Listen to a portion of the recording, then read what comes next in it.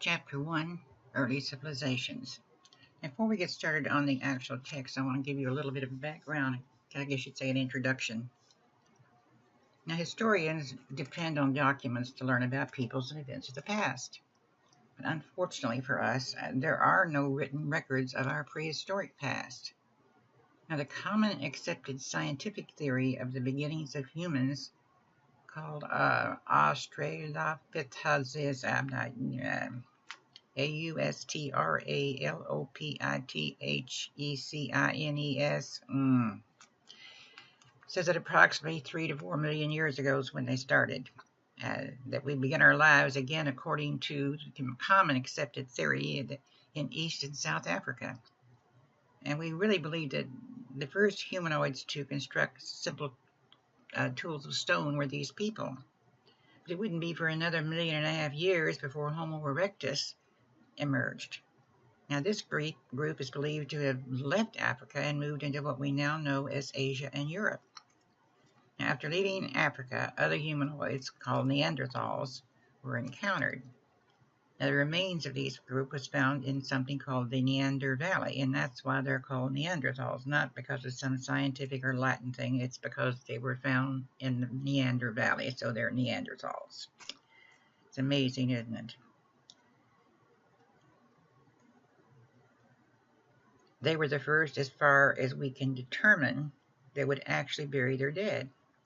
And by 10,000 BCE, Homo sapiens sapiens had replaced their population and spread throughout all of the land masses. Now, no written records are found, so we can only theorize, but it is reasonable to assume that these humans lived in small groups. They were hunter-gatherers, and a large group would have been very difficult to feed. At this point in history, they did not know how to farm, so when the game became scarce and the berries were gone, they moved on, thus the term hunter and gatherers. The humans of this time period were very small in stature. So imagine how difficult it would have been to bring down a large animal. Now, there have been many occasions where we have found at the base of a cliff bones of a large animal that even had some small tool marks on them. So the theory is that they would get together as a group and make a lot of noise, and the animals would be frightened and run and hopefully in the direction of the cliff and fall off the cliff and break a leg or break a neck, because a stone tool is not going to do much toward killing a big elephant or something. But whether it was ingenuity or need, stone tools were gradually improved on, and the bow and arrow was invented. Who and when, we have no way of knowing. However, that advance, combined with fishing hooks and harpoons, meant gathering meat would have been a lot easier. And then also you had the discovery and use of fire. Now, in good weather, I'm sure these people slept wherever they could lay down comfortably.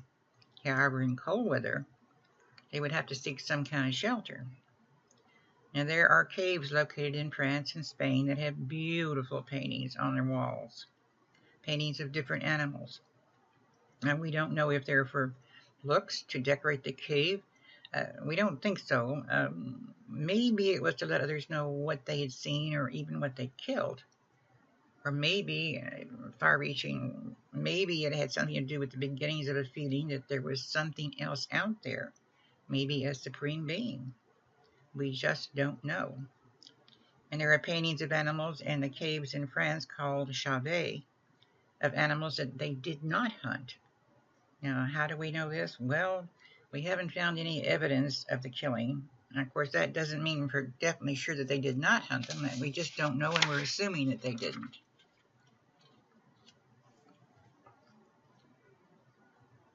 Once you grow your own food and domesticate animals, your lifestyle's going to change. There's no longer a need to gather and hunt. Not that hunting was ever ended completely. It was just a matter of another way of gathering food. Your tribe, so to speak, could grow, and you could stay in one place. Now, this did not just happen in one area. It took 1,000 years, and it would happen all over all the continents, between 8,000 and 7,000 BCE.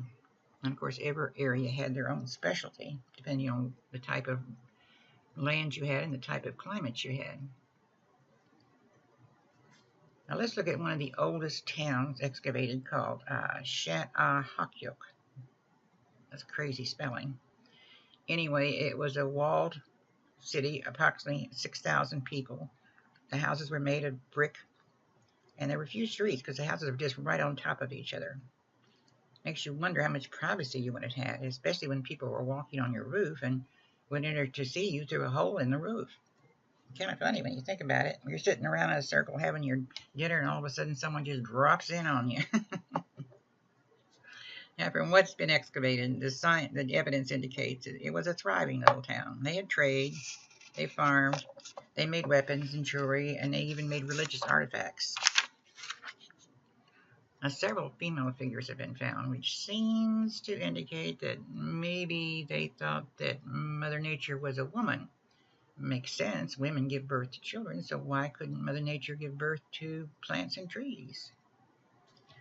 So what was the consequences of all this settling and farming?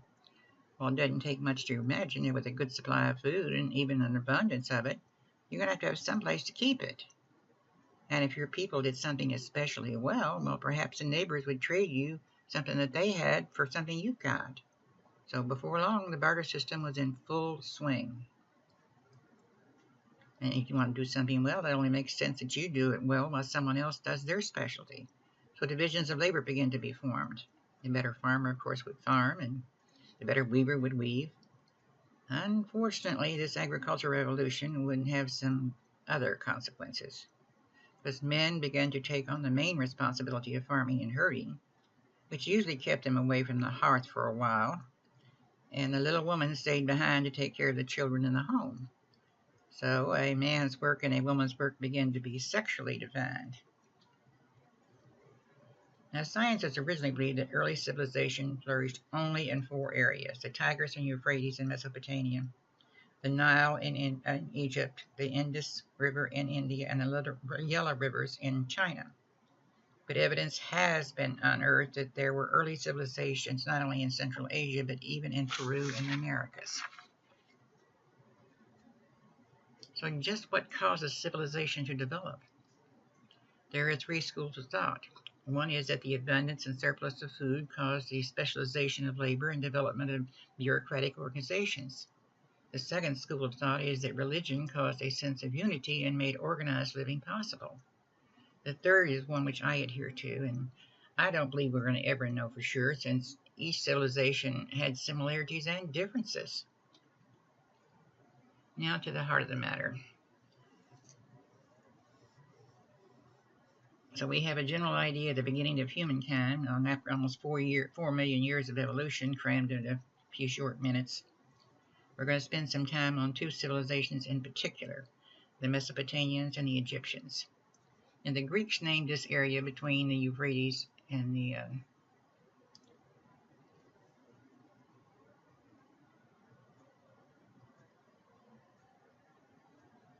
where is it here? I'm looking at it.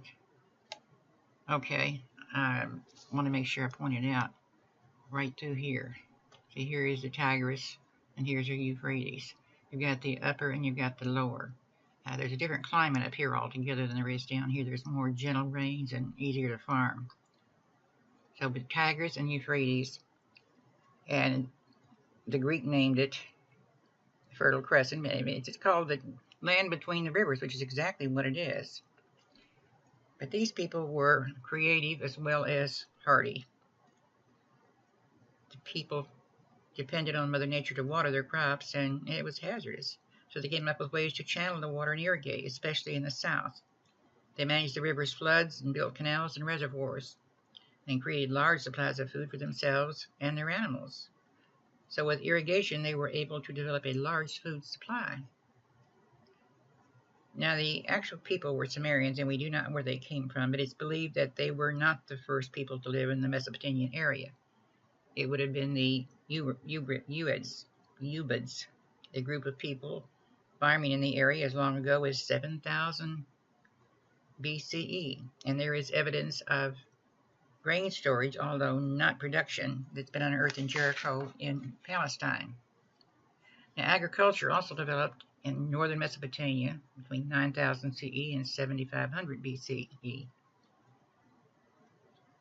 There was some growth in the Anatolian Plateau and even in southern Russia 500 years later. So that had been about 7000 BCE. It's about that time that the earth shifted and something called the Black Sea was created out of once had been a freshwater lake.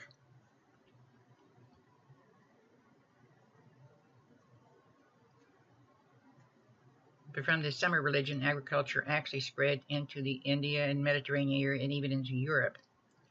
The men would gather and hunt and make political decisions, and the females stayed with the children. But writing at long last, the ability to keep accurate records of business transactions and histories. Now, don't you see some of the disadvantages to that? Because once you write, you've got propaganda, and it's a way to make the leader's reputation larger than life. Around 4000 to 3000 BCE, not only did writing develop, but craftsmen had discovered how to heat certain rocks to get metal out of them. And this material could be made into better tools. Copper was the first metal to be used to make tools, and if you combined copper with tin, you had something called bronze. Now, not only would farming tools be made stronger, but also weapons. And historians begin to call this time period between 4000 and 1500 BCE the Bronze Age. And of course, it's going to be later replaced by the Iron Age. One of the disadvantages of affluence is the need to protect what you have from those who do not have it. Thus, when smaller villages became large towns, the large towns needed walls for protection, and you needed people to defend the wall. And some of these protectors would become specialized and professionals in the art of protection, and armies would develop. Now, as the new towns begin to grow and even more small villages, we see the development of a new form of existence, which we like to call civilization. So what exactly is civilization?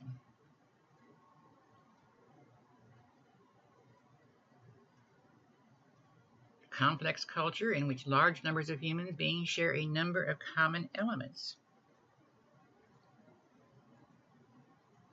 Cities became political, economic, and social, cultural, and religious centers, and there was a religious structure, and God's pleasure is necessary for success.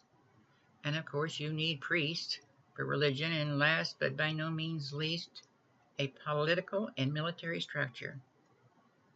So what does this all lead to? We begin to see the development of social structure. And you're going to see classes now.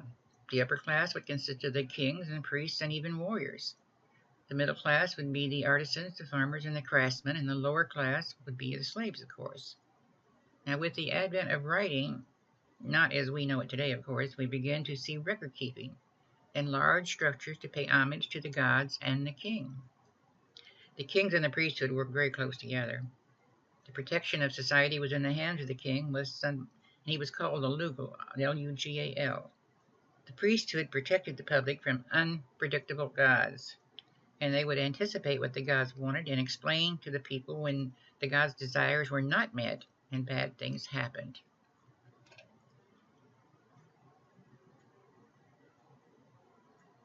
The kings and the priesthood worked together, as I said, and it's difficult for us in the 21st century to imagine a total theocracy or a place where the economy and culture was totally controlled by priests and priestesses. So it was in ancient times, but in the center of the city, usually on a high hill, was a temple. And in Mesopotamia, it was called a ziggurat. They believed that the gods owned everything, so large temples were built to house their statues. The king, of course, is divine, getting his power directly from the gods. The king, being a representative of the gods, had absolute power and even led armies into battle. He also decided on the public works. And the combination of the king, gods, and priests, and the army, they were a mighty, mighty force to be dealt with. Now, Sumerian writing started with pictograms representing drawings of objects and then progressed to ideograms using phonograms and symbolic phonetic values. It is thought it's through these writings we learn of their myths, and the most famous, of course, was the Epic of Gilgamesh.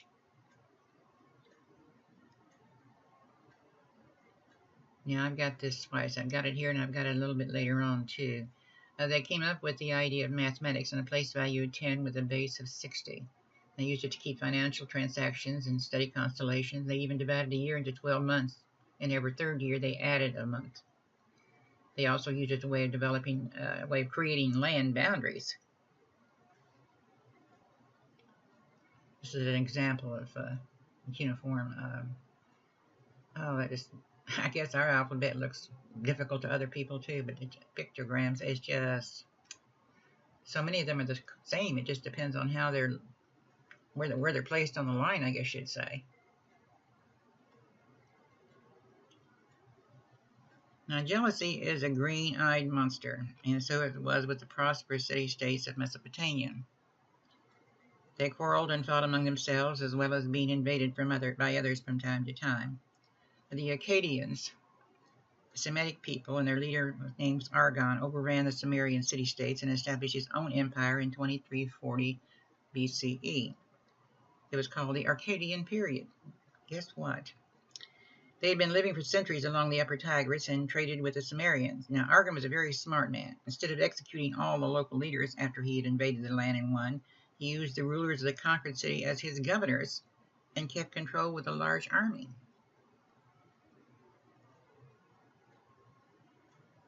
But cruelty was his political tool, and they had a habit of being an empire that wanted to pass their power on down to their son. Then they fell, this time to an Emirate called Hammurabi.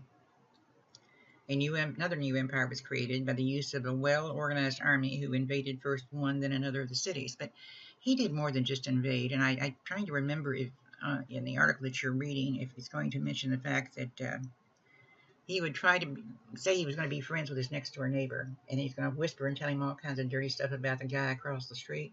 And he's going to get the two of those to fight, and then whoever wins is going to be beaten down because of the war, then he can move on in. So he did more of a subterfuge than anything else. And of course, as with all rulers, Hammurabi built temples, refortified the walls, built new irrigation canals, and through trade brought on a very high economic time. He called himself the son of Babylon, not S-O-N, S-U-N, shining in the sky, the son of Babylon. But of course, we remember him for his law codes, a collection of some 282 laws, and even if he was trying to portray himself as a source of justice, the laws themselves tell us a lot about the society of the time. And we're not going to go into all the laws, but I will remind you that they were pretty much an eye for an eye, and the upper class had it easier than the lower class. For instance, it was a norm not only in Mesopotamia, but all over the continents everywhere, for the marriage of a daughter to be arranged by the family. As in the Americas, in the Puritan society, a woman could obtain a divorce if her husband could not perform his husbandly duties, or there were no children. She could not get a divorce if he was unfaithful, because that was okay.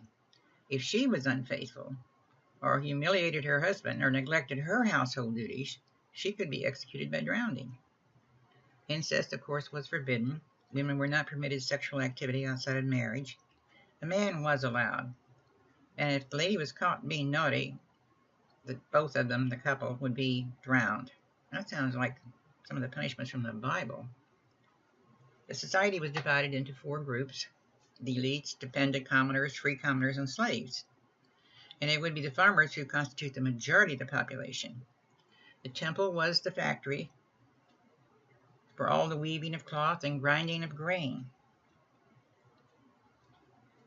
Farming, as I said, was the dominant factor in Sumner, and thanks to those methods of irrigation, the land was not owned individually, rather the clan owned them.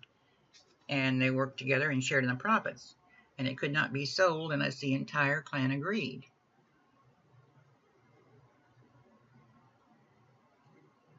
It didn't take long for a barter system to develop, which is exchanging something for something you have for something you don't have, and really a good system. But once hard currency was introduced, it changed society and created new classes. The commoner of the society did not get paid in currency, but his labor was what he used to pay the community. In addition, priests would be paid with food or craft items. The cities themselves were something you really did not want to be in. The homes were sun-baked brick, and the city was surrounded by moats and fortifications. All streets in the town ran from the town gates to the temples and the royal palace. And this would, of course, be alleys off the main street where the commoners lived. And these would be full of animals and animal waste as well as human waste, because they didn't have sanitation, they didn't have sewer system, they just threw stuff out the window. Swine, goats, oxen, and dogs were allowed to run loose, and if they died and laid down the street, they were left there. And your text tells you that because of the unavailability of clean water, the Sumerians invented beer. That's a good excuse. Since the people were extremely religious and sacrificed to the gods, the temple was a pyramid-like mound called a ziggurat, as I said, and their religion maintained that the gods invented human beings to serve them and work on things the gods did not work on. They believed their lives were subject to the whims of the gods. Now, some of these cities contained as many as 50,000 people. And it would be the priestly caste that came up with the idea of writing, which we've already gone through. And at first it was crude and called cuneiform, and involved pressing of figures into mud or on clay tablets, which were then sun-baked. It wouldn't be for another 2,000 years that an actual alphabet was developed by the Phoenicians in Palestine. And the new writing was used to make up word lists, which we believe were used as a learning tool for the new priests to learn the art. Now, there again, we've already gone through this. They did the place value of 10 and 60 notations. I guess I wanted you to remember it, so I put it on there twice. Now, slavery, it's been around since time began. And in Sumner, there was two ways to become a slave. If you went to war and didn't win, or you're as a war captive, you become a slave labor. But if you were a criminal or cannot pay your bills, you can be sentenced to serving as a slave for a certain length of time. And most slaves worked in the cities, and they were allowed to work in the fields, but not very often because there was too much of an opportunity to escape. Of course, there was another type of slave, the concubine. No matter how you looked at it or what kind of slave you were, the life of a slave was hard, and natural increases were slim, if any. So not being self-sustaining, more were needed. However, since the Sumerians were always being invaded or they were invading someone else, the supply was unending. As early as 2300 BCE, one ruler, Rur-u-Khagana of Lagash, decided to have the laws published in a code. Actual written laws was an effort to reform his society by restricting the rights of the very rich and powerful, which included the priestly caste. It was pretty good. It freed his people from hunger, theft, murder, and seizure of their property. Unfortunately, it didn't last long. The Arcadians conquered Sumner, and his reign was over, and the Arcadian rulers eliminated the laws they didn't like and just substituted their own rules. And Hammurabi was the one that came in. And back to Sumer for a few minutes before we get any further. Because of good irrigation, farming dominated the activity, of course. Here again, I think I've already said this. Land was not owned individually, but it was a clan ownership, and everyone shared in the profits. It couldn't be sold unless the entire clan agreed, and it was a patrilineal, where inheritance was through the male side of the family. And once hard currency was introduced, of course, it created new classes.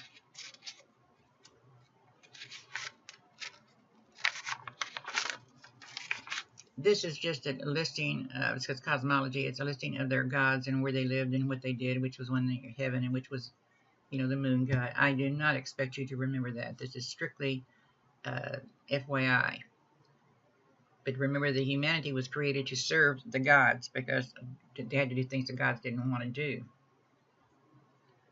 They believed that humans had been created by the gods to serve the gods, and each city-state had their own gods. The gods were anthropomorphic, capricious, incestuous, and their mythology was a web of tales. Meanwhile, the Sumerians searched for the meaning of life and wondered why in the world the gods did not save human beings from the pains of life. The Sumerians were a deep and dark people. Morality in their code,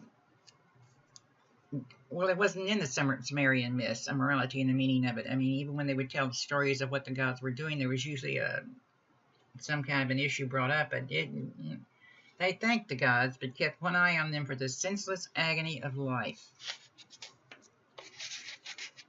Now, this is a very brief YouTube on Sumner. I think it's just a few minutes long. Let's see.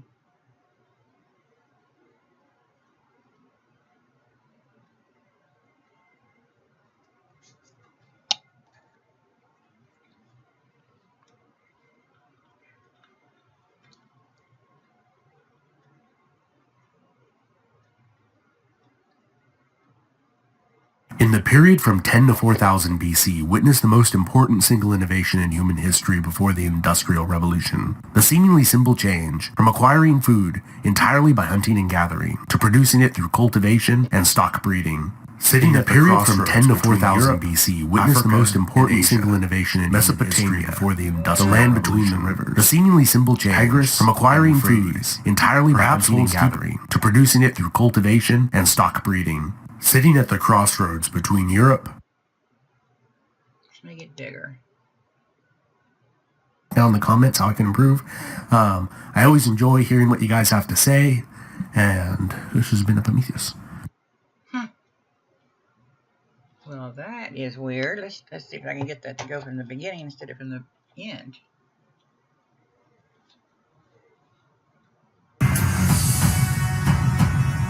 Babylon. This. Well, fiddlesticks. Let's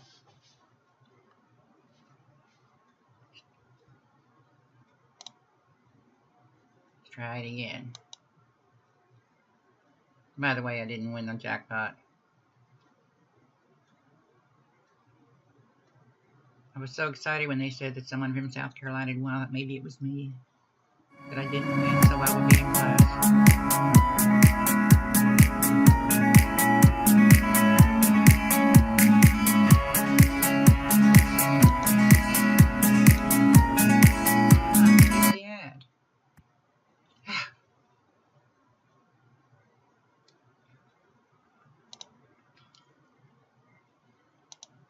In the period from 10 to 4000 BC, witnessed the most important single innovation in human history before the Industrial Revolution. The seemingly simple change from acquiring food entirely by hunting and gathering to producing it through cultivation and stock breeding. Sitting at the crossroads between Europe, Africa, and Asia. Mesopotamia, the land between the rivers. Tigris and Euphrates, perhaps holds deeper significance for the history of human progress than any other. In the Sumerian civilization that arose here, we find the earliest known archaeological examples of the wheel, writing, astronomy, the division of time into minutes and seconds, and the first true cities, and many more firsts. Sumerian society developed in southern Mesopotamia. Here, pre-existing Ubaid culture built the foundations of the earliest cities, after successive waves of migration from the Syrian plain, south, and east. Integrated with these city builders, the amalgamation of these peoples formed the Sumerian culture. For the first time, the vast majority of a population was not needed for food production. That enabled them to specialize in law, art, sciences, and war. The great wealth these rapidly growing cities accumulated stirred the envy of outsiders, as well as each other. Around 4500 BC, the first walled cities began springing up, and soon, all self-respecting cities began sporting formidable walls. Around the middle of the 3rd millennium BC, King Shakushana of Uruk conquered nearly all the leading Sumerian city-states, proclaiming himself Lord of Sumer and King of all the land. His day in the sun would be short-lived. King Eannatum of Lagash would conquer Uruk, and set about conquering Uruk's former tributaries. During Eannatum's conquests, he would lose an eye to an arrow, but that would not stop him, and he would campaign as far north as the kingdom of Mari, and east as the Elamite city of Susa, and extract tribute. After his death, the city of Kish would quickly gain independence, and Lagash's influence slowly diminished. Approximately 100 years later, in the city of Kish, a cupbearer to the king rose from obscurity, taking the cities of Uruk and Kish. He quickly consolidated Sumer under his rule.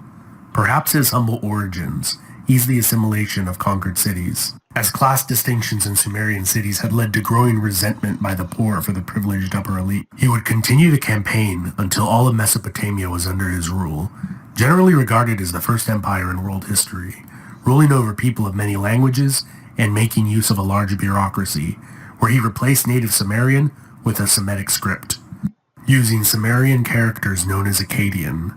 For the next 150 years after his death, his descendants would rule this empire. Susa in the east would rise up to challenge Acadia. The Gutian people, also coming from the mountainous east, would raid the Akkadian Empire using hit-and-run tactics, eventually pouring in to conquer the frustrated Akkadians and burn their capital city of Akkad to the ground. Its location has never been discovered. They were supplanted by the Neo-Sumerian Empire, also known as the Third Dynasty of Ur. This 100-year period of Sumerian resurgence was brought to an end by the Amorites, an invading tribe from the south. Although the age of Sumer was ended, the Amorites would adopt much of their culture, and their capital city of Babylon would one day become legendary in its own right. This has been Epimetheus. I hope you enjoyed this brief overview of Sumerian history. Big thanks to all my patrons and followers. You guys are top-notch. Well, let's see if we can get back to where we want to be.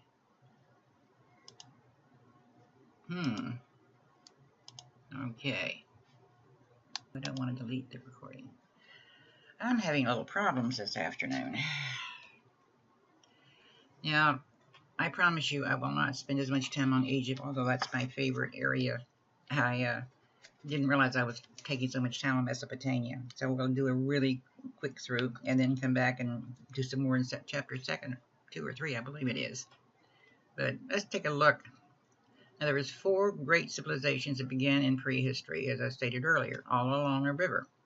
The rivers were the source of not only a method of travel, but a source of irrigation, and therefore were thought of as life-giving. And so it was in Egypt. In Egypt, it was the Nile, instead of being the Tigris and Euphrates as in Mesopotamia. Although Mesopotamia and Egypt were developing at the same time, there was a marked difference in their development and culture. The Nile flooded every year gently, and not with the devastating floods of the Tigris and Euphrates. The Nile's floods left good, rich soil in its banks, which were great for crops. Life-enhancing, not threatening, as the text says. And because of good farming along the river, the civilization stayed mostly rural with a lot of small communities along the Nile, rather than the large urban areas of Mesopotamia. And one of the hardest things I had to remember when I was first taking this course was the difference between Upper Egypt and Lower Egypt and the Delta. And if you look at the map, which we'll show you in a minute, you will see, I think it's next. No, it's not. There it is. But Upper Egypt is not upper. Upper Egypt is down here at the lower end of the Nile where it begins. And Lower Egypt, because this is where it goes out, is up here with the delta being between. I know it's confusing, but just reverse what you think it is and you'll have it right. Going the wrong way. Okay, now I'm back where I want to be. The Nile was a major highway, of course, easy to go up and down, and Egypt's location geographically made it difficult to invade. The deserts on one side and the Mediterranean Sea on the north, and the Red Sea on the right. I mean, they had relative security from the outside invasions, and thus the people developed a false sense of changelessness and relative stability. So fortifications of harbors was their really only major expense. Now, Egyptian history is divided into 30 dynasties, 3,000 years. It's the Old Kingdom, the Middle Kingdom, and the New Kingdom, and type of stability for the most part.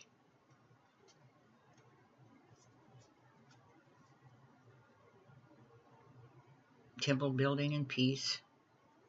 And since it was a time of stability, populated by growing small villages and different numbers of rulers, at about 3100 BCE, a young ruler named Menes, M-E-N-E-S, united all of Egypt under his leadership. So Menes has the distinction of being the first ruler of both Upper and Lower Egypt, and would wear what we call a double crown, which is a combination of red and white. As I said, history divided into 30 dynasties. It was just right after this time that we, this is what we're going to do, pre-dynastic Egypt, with the Nile, geography and cosmology, the Old Kingdom, Pharaoh reunited, into the Old Kingdom. We're going to get through this. Here, as I said, is the map. You've got the Mediterranean, And over here is the Fertile Crescent. You see how close the Fertile Crescent is. And here's the Tigris and the Euphrates. They're really pretty close. Then you've got the Nile, you've got the Red Sea, you've got Arabia, and this is Africa, and you've got the Mediterranean. But as you can see, they're protected by all this desert. You've got the Red Sea, you've got the Mediterranean. So they really felt comfortably and safe. As I said, 30 dynasties. Am I going the right way? We think the Egyptians got the idea of writing from the Mesopotamians, but we're not really 100% sure. But we do know if they did, they certainly improved on it. Instead of cuneiform and clay, they used a combination of pictograms and phonetic signs. They called it hieroglyphics or sacred writings. And they did not use a stylus and write on clay tablets as the Mesopotamians did. They made use of a commodity they had in abundance, papyrus reeds. They used it to form paper. Then they devised a cursive script called demotic. And this easier method of writing allowed the Egyptians to be able to have many more written records that survived than the Sumerians did. Now, Egyptian society was very stratified, with slaves usually being prisoners of war. Actually, the population did most of the hard work because every subject was required to work a certain time on public works projects. But next up on the list were the farmers and the artisans. They didn't have to do any work on public works. And then above them would be the professionals, such as a scribe. And that would be holding the highest place if you could write, because once you could write, because everybody couldn't read and write. And if you were able to read or write, you were really pretty high up in society. Men could have more than one wife or a concubine. Women were not supposed to have sex before marriage, and not with anyone but their husband during marriage, or be subject to extremely harsh punishment. But as hard as it was for a woman, she could actually own property in Egypt. Now, the rich ate very well. They ate goat and beef and goose and pigeons and, of course, fish, all the good stuff. And the poor ate bread and onions and drank beer. Their breath must have been just god-awful. Vegetables were also a staple of the poor: the lettuce, the radishes, the squash, the cucumbers, and of course they kept bees, and they could catch a goose every now and then. They ate fruit such as dates and figs. So when you get right down to it, I think the poor were actually healthier than the people of upper class. If you eat all that red meat and nothing else, you're going to have problems. We really don't know anything about the daily life of the common man or the woman, only what has been written by the upper class. We have literally tons of information about them, and they didn't really have that much to say about the lower class. The Old Kingdom, 3rd through 6th dynasties, from approximately 2686 to 2181 BCE, was a time of stability and prosperity, and it was a time of the building of the Great Pyramids. The capital was located at Memphis, just a bit south of the Delta in Lower Egypt. Now, you know, the word Pharaoh just means great house or palace. It doesn't mean ruler. And even though the Pharaoh was divine, he was not supposed to act arbitrarily. He was to maintain order and harmony. But as today, a ruler must have assistants or aides and ministers, and all mean the same thing. Someone to give him advice and someone to listen to him when he had to complain. Although did not have to be obeyed when they talked to him, his advisors. In reality, no one person could be in all places at all times, so there had to be some method of communication, and therein lies the keys to the snake in the grass. If a ruler has bad advisors, he will make bad decisions. Yeah, I wonder what gave him the first clue there. A pharaoh given bad information could start a war or harm his citizens if given erroneous information. So in the early days, it would be the pharaoh's immediate family that would serve, only later were others appointed. But the most important official was the vizier, or steward of the whole land, much like the president's chief aide. He was to help govern the land, and it was divided into sections or provinces, which the Greeks would later call nomes, N-O-M-E-S. Each province had a governor, like our states. Problem, being isolated, that sometimes could become a thorn in the pharaoh's side by, shall we say, collecting too much power in their home area.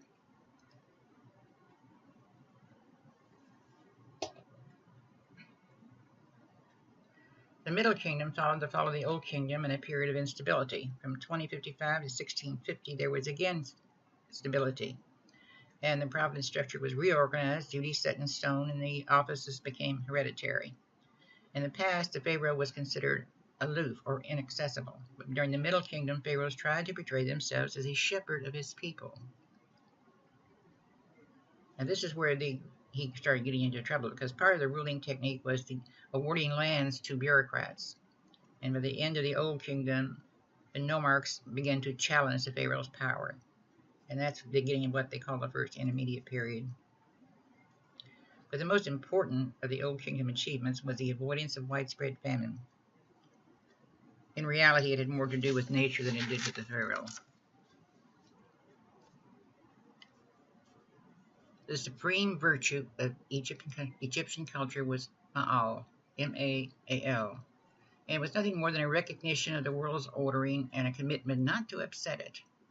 Sometimes their scholars tried to transcribe it to mean justice, when it was really just a sort of moral status or acceptance of the world as it was. Now, several major gods had jurisdiction over the local gods. In addition, all gods had temples dedicated to them with cult followings. And of course, the ones I have listed here, I would like you to remember: Osiris, Iris, Seth, and Anubia. A god called Ptah, P-T-A-H, is credited with creating the world, but beyond that, you hear very little about him. Osiris and Iris are brother and sister, and also Seth is a brother. And Osiris and Iris were in love with each other. Seth, the other brother, was jealous of their relationship. He was also jealous of Osiris being the first god king.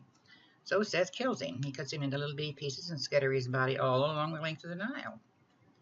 Well, Iris is heartbroken. She went out and she found the pieces, and with the help of another god, Anubia, who was the god of mummification, she puts him back together again and brought him back to life just long enough to get pregnant. Then he dies. The child would eventually become the god Horus, who would become god king, who, when he grew up, he killed Seth to avenge his father's death. And every pharaoh believed he was the incarnation of Horus, a god walking the earth. And when he did die, he would become Osiris and rule over the realm of the dead. Now, the myth was a big part of Egyptian culture for thousands of years, and way up until Christianity arrived.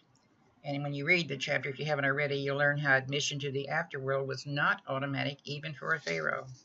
There was a series of tests to be undergone, and a weighing of the dead pharaoh's heart on a scale, and the heart had to weigh no more than a feather to be admitted to the presence of Osiris.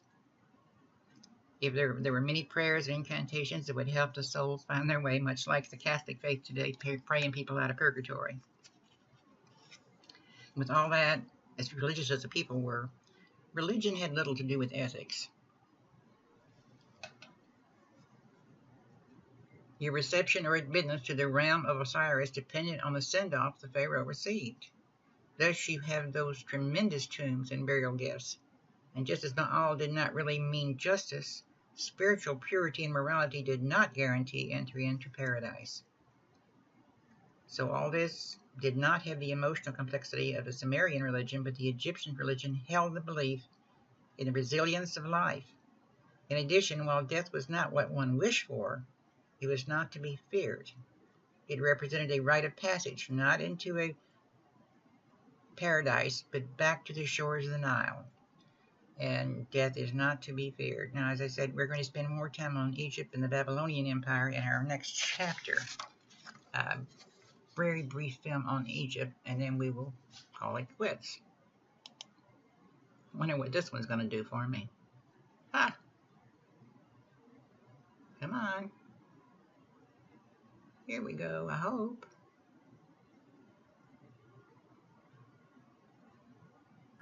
I think my system's as tired as I am.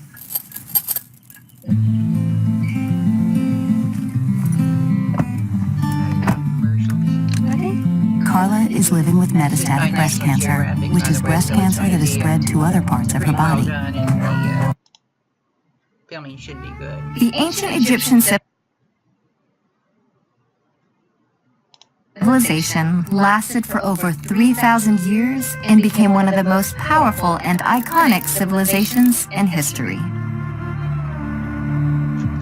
At its height, ancient Egypt's empire stretched as far north as modern-day Syria and as far south as today's Sudan. But long before it was an empire, ancient Egypt was a series of small, independent city-states that bloomed along North Africa's Nile River.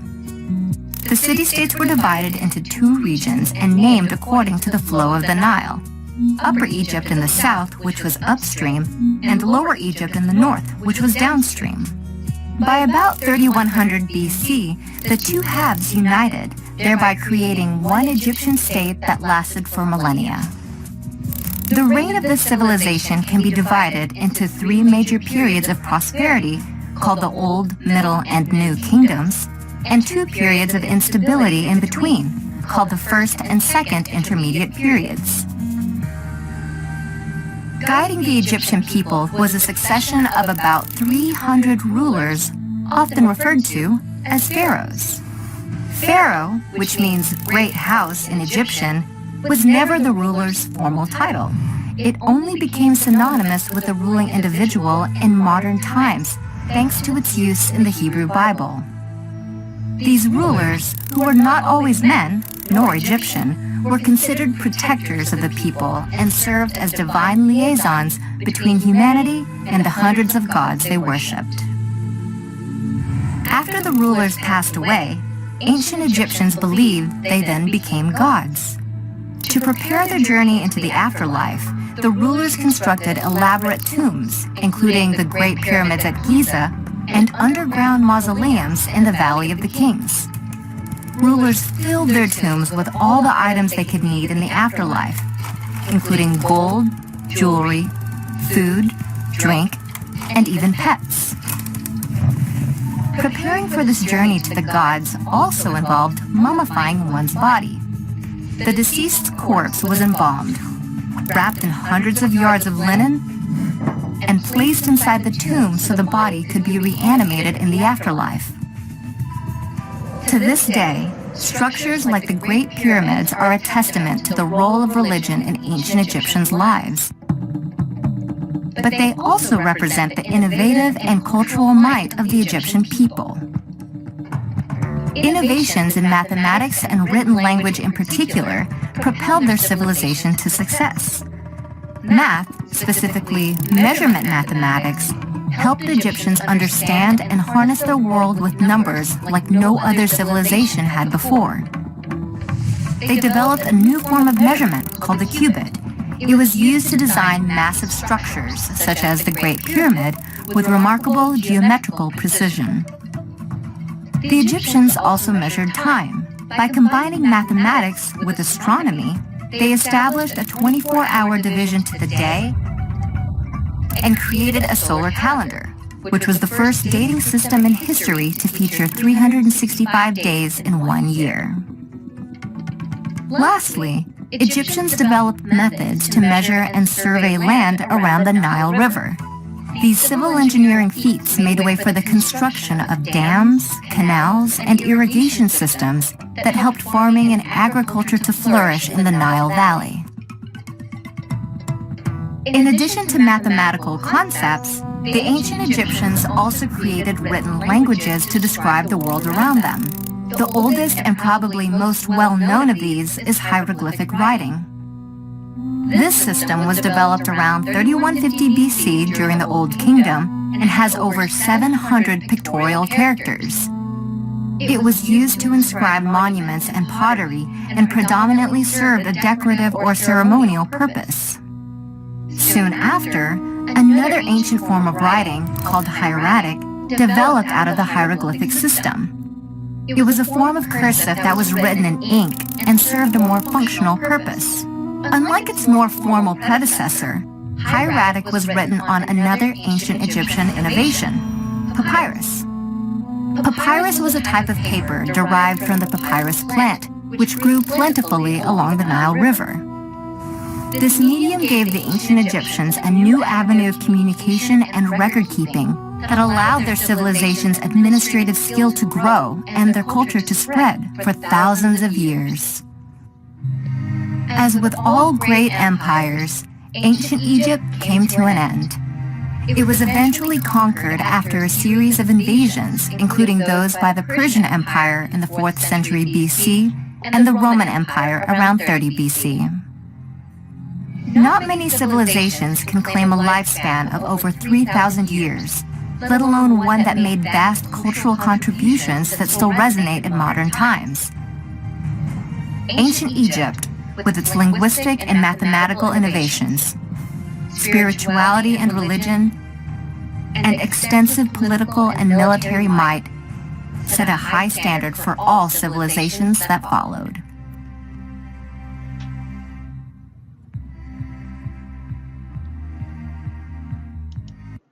Very well done. That in effect ends the lecture, and I apologize to you again. I did not mean it to be this long. Don't forget to do your quiz. Oh, that's right, you won't have the quiz. It's the other class that has a quiz. There is no quiz, but don't forget to read the assignment that I gave you, whether it was the Epic of Gilgamesh or about Hammurabi.